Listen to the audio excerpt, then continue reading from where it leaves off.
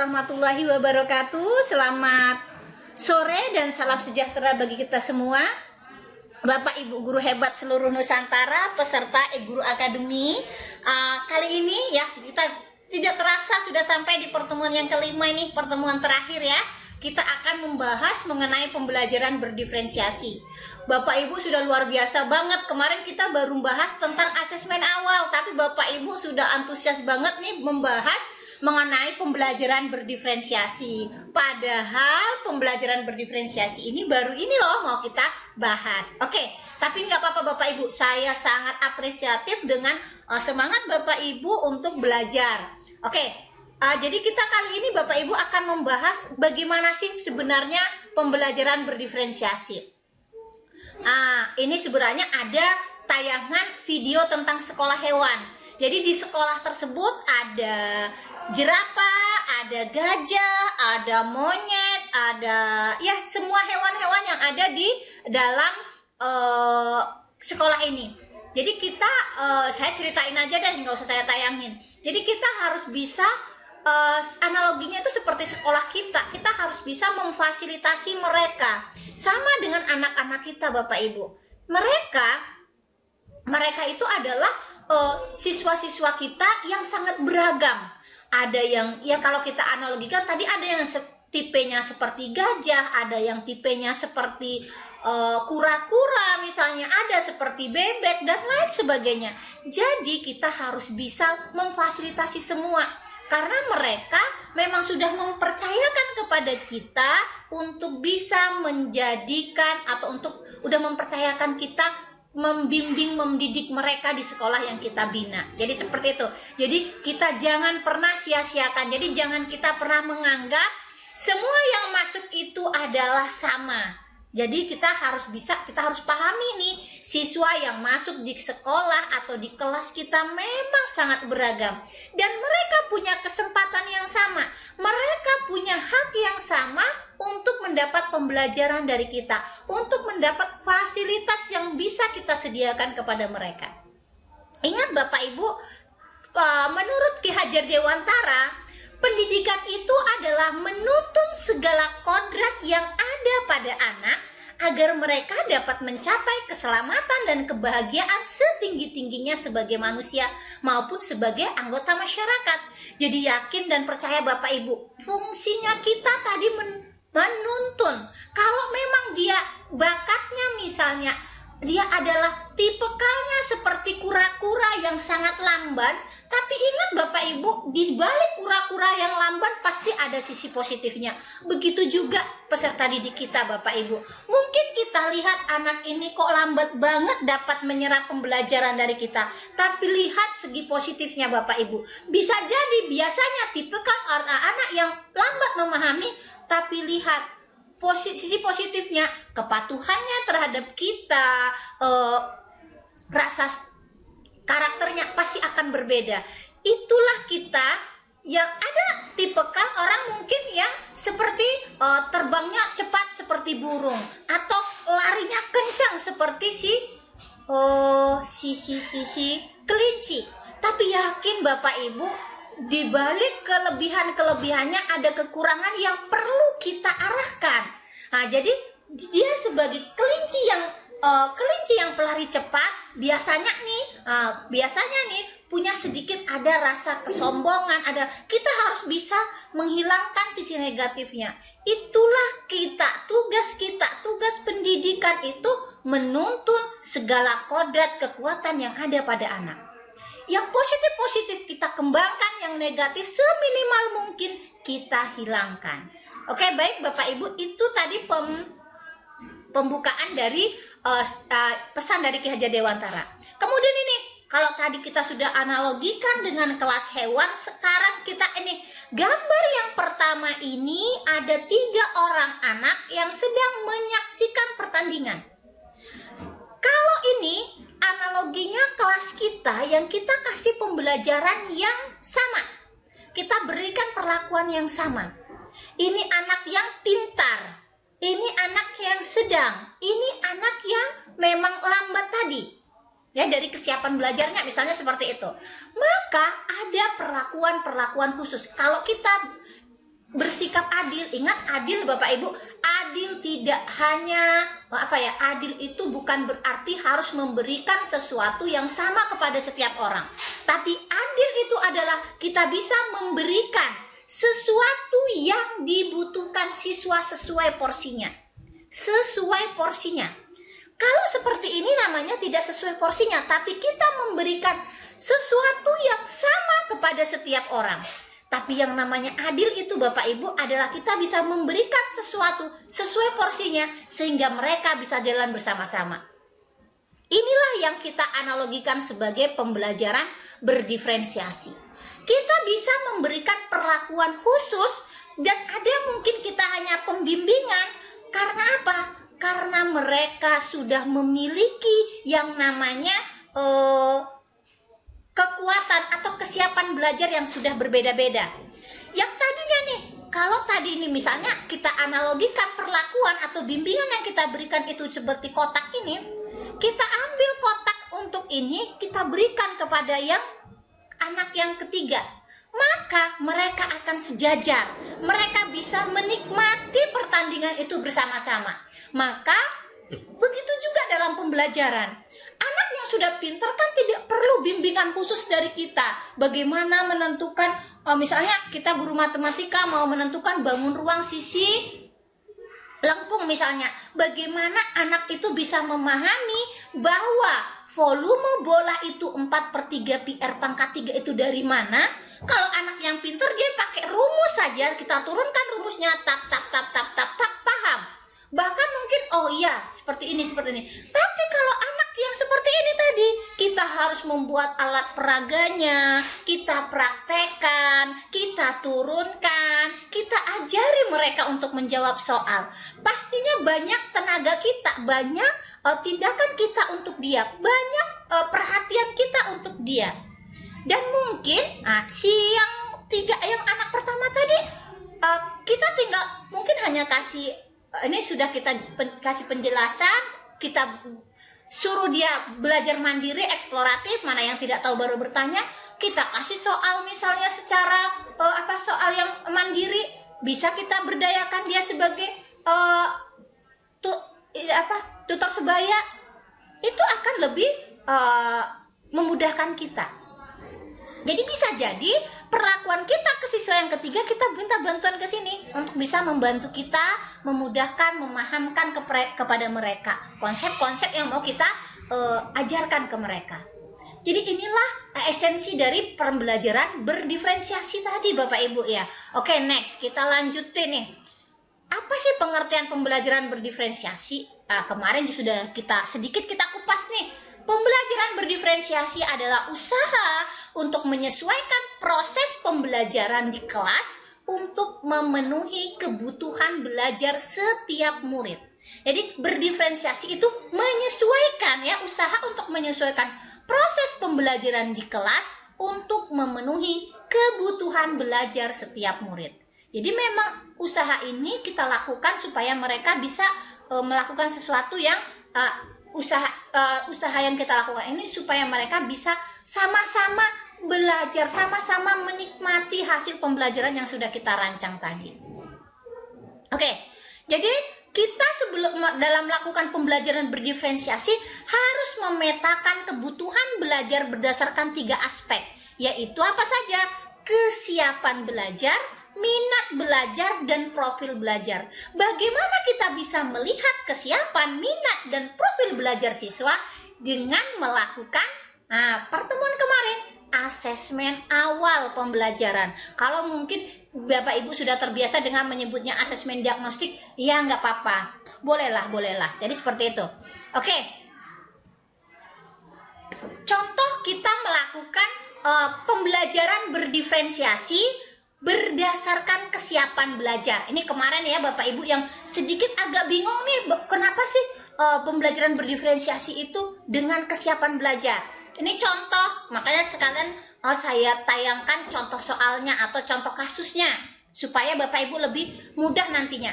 Contohnya Ibu Lucy akan mengajar mata pelajaran matematika. ya mohon maaf karena memang saya memang banyaknya ngambil ke contoh mapel saya sendiri ya, biar lebih mudah memahamkannya juga ke Bapak Ibu. Tujuan pembelajaran yang ia tetapkan adalah murid dapat menyajikan dan menyelesaikan masalah dengan keliling bangun datar. Ia kemudian membuat pemetaan kebutuhan belajar dan memberi penugasan seperti di bawah ini. Ya, kalau berdasarkan kesiapan belajar, itu kan siswa akan dibagi kalau gampangnya kemarin kelas bawah, menengah, atas, atau di sini kita buat beberapa murid telah memahami konsep keliling dan dapat melakukan operasi hitung dasar. Kemudian kalau ke kelompok yang kedua, beberapa murid telah memahami konsep keliling namun belum lancar saat melakukan operasi hitung. Kemudian yang ketiga, kelompok yang low ini, beberapa murid belum memahami konsep keliling. Jadi kita lihat nih, ada ketiga golongan atau ketiga kelompok. Jadi untuk membuat tugasnya, untuk kelompok yang pertama yang bahasa kita dulu high atau mahir, kita meminta murid mengerjakan soal-soal tantangan yang mengaplikasikan konsep keliling dalam kehidupan sehari-hari. Kemudian nanti murid diminta untuk bekerja secara mandiri dan saling memeriksa tugas kerjanya masing-masing. Kenapa?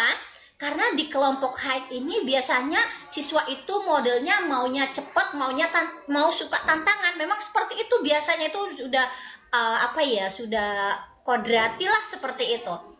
Jadi mereka yang memang punya kecepatan belajar yang cepat itu dia kalau ya soalnya atau kegiatannya biasa-biasa saja dia akan bosan, karena memang orang-orang seperti itu sangat suka tantangan. Jadi kita harus bisa memberi tantangan kepada mereka dengan memberikan soal-soal yang aplikatif.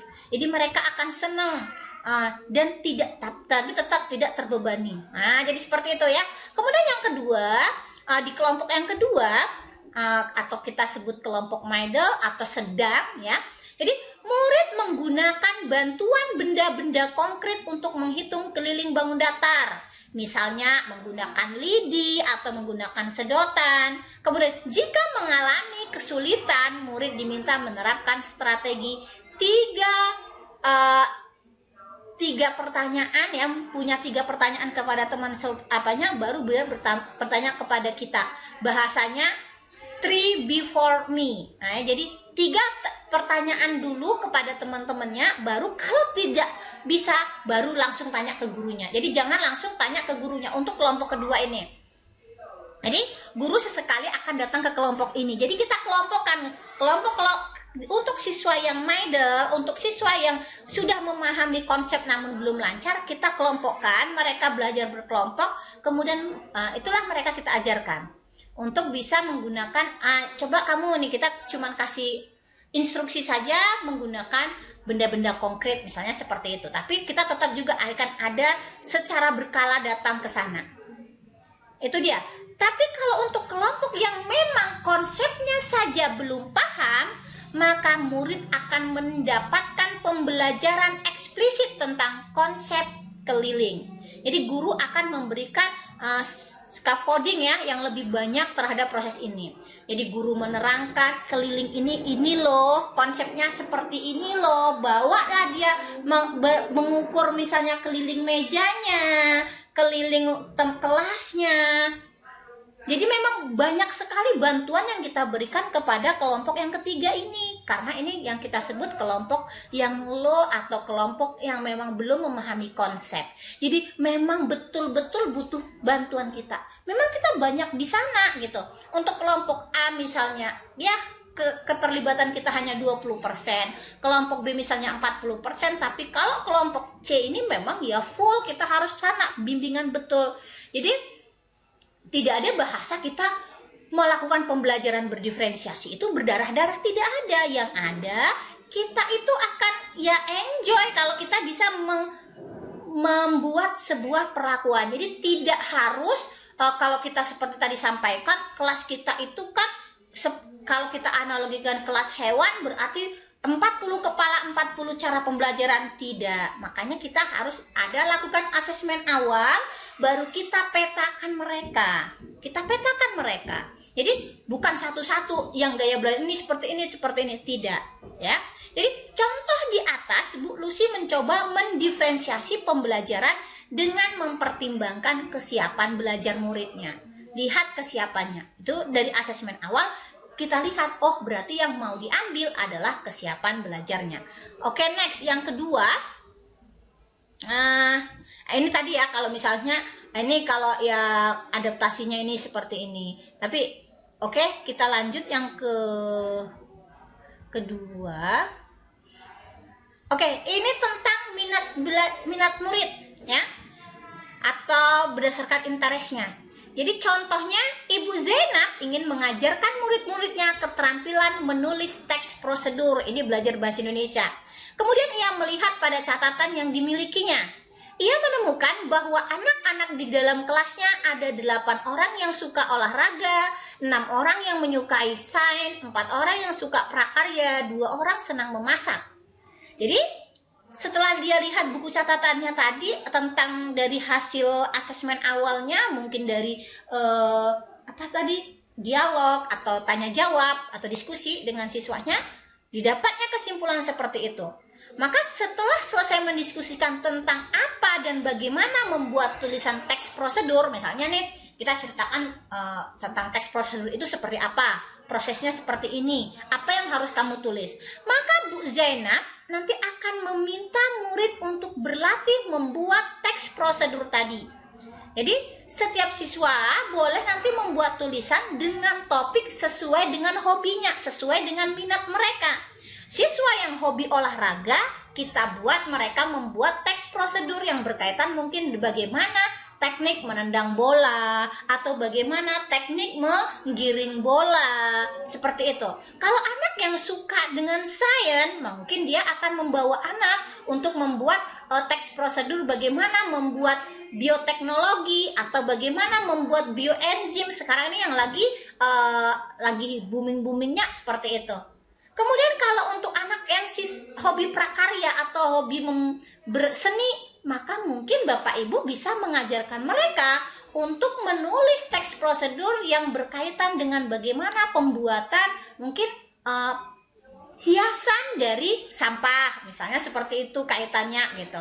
Kemudian anak-anak yang hobi memasak membuat teks prosedur tentang tata cara atau resep membuat sebuah bika Ambon misalnya. Itu aja kita arahkan. Itu sudah namanya berdiferensiasi. Kenapa? Perlakuannya nggak terlalu jauh berbeda. Perlakuannya ya hampir sama. Kita lihat catatan, oh kalau anak ini seneng apa, yakin dan percaya deh Bapak Ibu. Kalau mereka belajar berangkat dari kesenangannya, maka dia akan lebih lagi menghayati, lebih lagi dia akan mencintai pembelajarannya ini, dan yakin akan lebih memahaminya nanti, ya. Jadi seperti itu Bapak Ibu, untuk kita melakukan berdiferensiasi minat. Yang ketiga adalah kita melakukan berdiferensiasi melihat profil belajar muridnya. Nih contoh, profil belajar murid berarti ada siswa yang kinestetik, yang hobi bergerak-gerak. Kemudian ada siswa yang auditori, yang mendengar. Kemudian ada anak yang visual, ya. Maka untuk itu kita harus bisa melakukan berdiferensiasi dengan profil belajar muridnya itu seperti apa. Ini contohnya Pak Herman akan mengajar pelajaran IPA dengan tujuan pembelajaran agar murid dapat mendemonstrasikan pemahaman mereka tentang habitat makhluk hidup. Berdasarkan identifikasi yang ia lakukan, Pak Herman mengetahui bahwa sebagian muridnya pembelajar visual, suka melihat gambar-gambar. Sebagian lagi merupakan pembelajar auditori, dia harus ada pendengar. Kemudian ada yang kinestetik. Jadi untuk memenuhi kebutuhan belajar muridnya, Pak Herman lalu memutuskan melakukan hal berikut. Saat mengajar, nah ini dia pembelajaran berdiferensiasi berdasarkan profil belajar murid. Ia akan menggunakan banyak gambar dan alat bantu visual untuk menjelaskannya. Bapak Ibu bisa membuatnya misalnya dari hasil print out atau poster atau gambar-gambar, misalnya bahan tayang yang bisa membantu siswa untuk bisa memahami penjelasan yang dilakukan. Misalnya gambar habitat di laut, di mana, supaya kita bisa menghadirkan yang nyata ke dalam kelas. Kemudian ia juga menyediakan video yang dilengkapi penjelasan lisan yang dapat diakses murid. Misalnya videonya ditampilkan di laptopnya, nanti ditayangkan di depan, boleh. Atau sudah mungkin diunggah di YouTube, nanti linknya dibagikan ke murid. Kalau di sekolahnya siswanya sudah boleh bawa Android. Kemudian yang ketiga, Pak Herman juga menyediakan sudut belajar atau display yang bisa ditempel di tempat-tempat berbeda untuk memberikan kesempatan murid bergerak saat mengakses informasi. Contoh, anak kinestetik dia nggak bisa anteng, itu bahasa kitanya, nggak bisa anteng, dia pasti mau bergerak, yang alasan seperti itu. Jadi kita fasilitasi aja. Coba kamu lihat di sana itu ada buku tentang apa, atau bisa amati coba dulu habitatnya yang ada di sekitar kita. Kalau sekolah kita ada kolamnya, coba kamu eksplorasi. Berikan kesempatan mereka untuk mengeksplorasi habitat yang ada di kolam itu seperti apa. Kemudian itu saat pembelajarannya. Saat pemberian tugas, Pak Herman membolehkan muridnya memilih cara mendemonstrasikan pemahaman mereka tentang makhluk hidup. Murid boleh membuat menunjukkan pemahamannya dengan bentuk gambar. Itu untuk anak yang visual ya. Anak yang auditori bisa menggunakan rekaman, atau misalnya dengan kalau yang sekarang ini lagi booming, yaitu adalah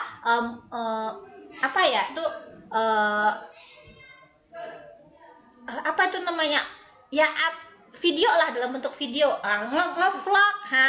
Ngomong ngevlog aja payah banget. Jadi media mau ngevlog boleh, silahkan. Atau mungkin menunjukkan rekaman wawancara juga boleh. Bisa juga nanti kalau anak yang kinestetik, bisa dia mungkin menampilkannya ke dalam menampilkannya dengan presentasi di depan. Karena anak yang kinestetik dia akan suka sekali melakukan performa, jadi seperti itu. Oke, baik. Jadi kalau kita ringkas nih,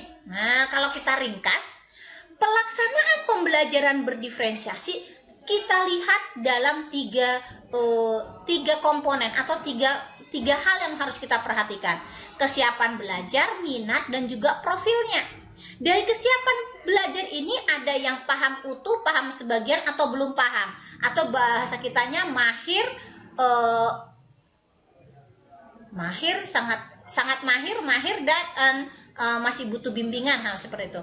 Kemudian kalau dari minat, bisa ada yang hobi olahraga, seni, atau sains. Kalau profil belajar kita bagi 3, visual, auditori, dan kinestetik. Oke. Jadi kira-kira bagaimana kita mengidentifikasi kebutuhan murid kita? Kita bisa melakukan banyak kegiatan. Yang pertama, kita mengamati perilaku murid, mengidentifikasi pengetahuan awal mereka dengan topik yang akan kita pelajari, atau melakukan yang namanya asesmen awal pembelajaran. Dan yang ketiga, melakukan penilaian untuk menentukan pengetahuan, keterampilan, dan sikap mereka saat ini. Kemudian mencatat kebutuhan yang diungkap oleh informasi yang diperoleh dari proses penilaian tersebut. Kemudian yang keempat, mendiskusikan kebutuhan murid dengan orang tuanya. Ini perlu banget ya Bapak Ibu, kita melibatkan orang tua untuk mendiskusikan kebutuhan belajar murid. Mengamati murid ketika sedang menyelesaikan tugas atau aktivitasnya. Bertanya atau mendiskusikan permasalahan dengan muridnya gitu. Kemudian membaca rapor murid, itu menganalisis rapor yang sebelumnya. Jadi kita lihat di kelas sebelumnya si A seperti ini. Nah, jadi tidak lagi kita ekspektasinya tidak sesuai kenyataan, atau harapan kita tidak sesuai dengan kenyataan tidak sesuai dengan harapan. Jadi kalau kita sudah tahu kenyataan siswa kita memang seperti ini, maka kita buatlah pembelajaran yang kita lakukan seperti apa gitu. Jadi berbicara dengan murid sebelum pembelajaran. Oke, ada 3 strategi pembelajaran berdiferensiasi ya. Strateginya kemarin sudah juga sedikit kita singgung, yaitu dari konten, proses, dan produknya. Jadi kalau konten, strategi mendiferensiasi pembelajaran dengan kontennya berarti diferensiasi merujuk pada strategi membedakan, ya, membedakan pengorganisasian dan format penyampaian kontennya. Konten atau materi ajarnya yang mau kita diferensiasi. Seperti itu. Oke? Contoh, kita bisa menggunakan bahan bacaan dengan berbagai tingkat keterbacaan, kemudian menyampaikan ide melalui pendengaran dan visual, kemudian menggunakan teman membaca, dan bertemu dengan kelompok-kelompok kecil untuk mengajar kembali sebuah ide atau keterampilan bagi pembelajar. Oke, strategi yang kedua adalah menggunakan diferensiasi proses. Jadi proses pembelajaran kita yang akan kita bedakan atau kita diferensiasikan. Jadi merujuk pada strategi membedakan proses yang harus dijalani oleh murid yang dapat memungkinkan mereka berlatih dan memahami isinya. Contoh nih, kegiatannya adalah bilangan bulat sekitar kita itu 20 menit. Murid akan bekerja dalam kelompok untuk mendiskusikan bagaimana itu bilangan bulat digunakan untuk mendeskripsikan situasi atau fakta dalam kehidupan nyata. Nanti guru dapat mengelompokkan murid berdasarkan pemetaan kebutuhan. Murid yang perlu mendapat lebih banyak bantuan dan dapat ditempatkan dalam satu kelompok. Itu tadi ya, kelompok ini akan berdiskusi dan difasilitasi oleh guru. Itu namanya diferensiasi proses. Baik, selanjutnya diferensiasi yang terakhir adalah diferensiasi produknya. Jadi bagaimana hasil belajar siswa itu kita buat, hasil latihan, pemaparan dan pengembangannya.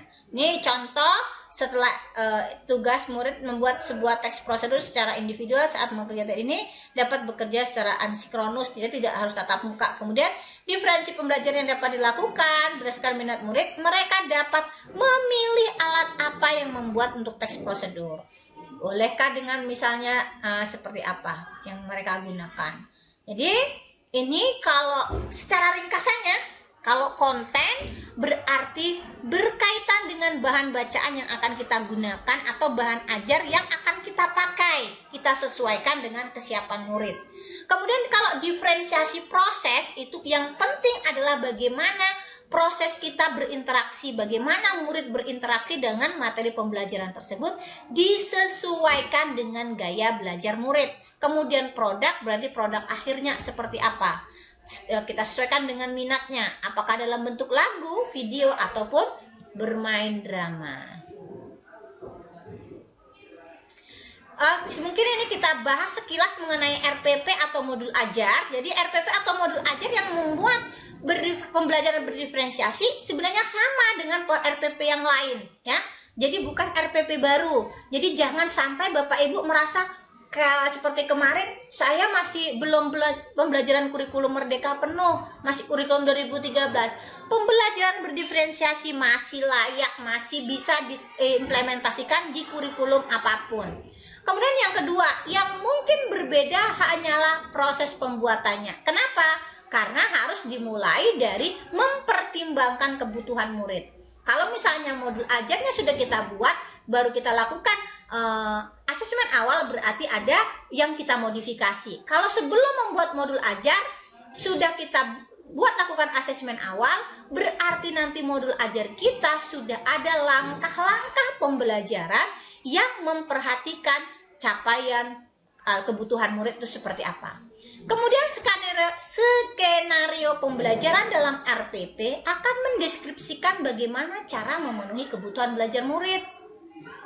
Ya, jadi RPP yang memuat pembelajaran berdiferensiasi akan mendeskripsikan secara jelas apa yang ingin dicapai atau tujuan pembelajarannya, bagaimana asesmen yang kita lakukan nanti, dan juga kegiatan-kegiatan pembelajaran. Karena RPP kan minimal ada 3 itu, tujuan pembelajaran, asesmen, dan kegiatan pembelajarannya. Oke? Ini ada beberapa alasan mengapa pembelajaran berdiferensiasi dapat berhasil. Yang pertama, karena pembelajaran berdiferensiasi bersifat proaktif. Pembelajaran berdiferensiasi lebih bersifat kualitatif daripada kuantitatif. Jadi kualitas yang kita utamakan. Pembelajaran berdiferensiasi berakar dari penilaian. Pembelajaran berdiferensiasi menggunakan beberapa pendekatan, baik itu konten, proses, atau produknya. Jadi pembelajaran berdiferensiasi berpusat pada murid, jadi makanya nanti akan interaktif kelas kita. Pembelajaran diferensiasi merupakan perpaduan dari pembelajaran seluruh kelas, kelompok, dan individual. Jadi pembelajaran berdiferensiasi juga bersifat dinamis. Oke, baik Bapak Ibu, terima kasih atas atensinya. Kurang lebih saya mohon maaf. Nanti kalau ada pertanyaan silahkan kita gabungkan kita diskusikan di grup Telegram. Kalau tidak ada halangan nanti kita bisa Vicon, tapi kalau misalnya tidak bisa, silakan Bapak Ibu simak materi ini dan tanyakan atau diskusikan pertanyaan Bapak Ibu di kolom di Telegram. Terima kasih. Assalamualaikum warahmatullahi wabarakatuh.